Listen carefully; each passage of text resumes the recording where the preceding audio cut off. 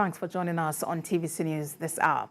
We'll begin in Abuja, where the trial of the suspended Central Bank of Nigeria Governor Godwin Emefiele and an employee of the CBN Saadatu Yaro has been stalled for a second time. TVC News gathered that Mr. Emefiele is trying to enter a plea agreement with the federal government. The adjournment is on the instance of Mr. Emefiele to enable both parties come to terms of the agreement.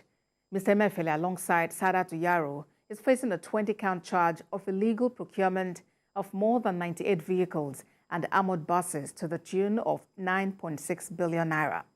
Meanwhile, Justice Edward Okpe of the FCT High Court has struck out the fundamental right enforcement suit filed by brothers of the suspended CBN governor. The applicant had approached the court for an order stopping the federal government or any of its agencies from arresting them in connection to the investigation of the suspended CBN governor.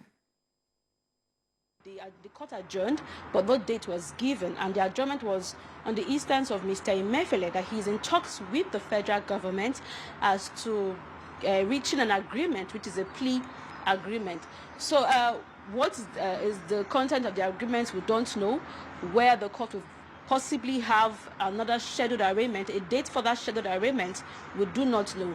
So far so good. That was what happened today. The information was given out to us, but we'll be keeping watch to see how the event unfolds. But opposite Justice Hamza Mwanzu's court, that court is that of Justice Edward Okpe. He sat today hearing the application filed by two brothers of the suspended CBN governor, George and Ukente. They had approached the court seeking protection from the court, stopping the federal government through any of its agencies, be it the DSS or the police, from arresting them in connection with their investigations in the alleged offenses committed by the suspended CBN governor. But in a twist of events today, their counsel filed a notice of discontinuance, praying the court that the court should strike out the suit, that they are no longer interested in pursuing the case.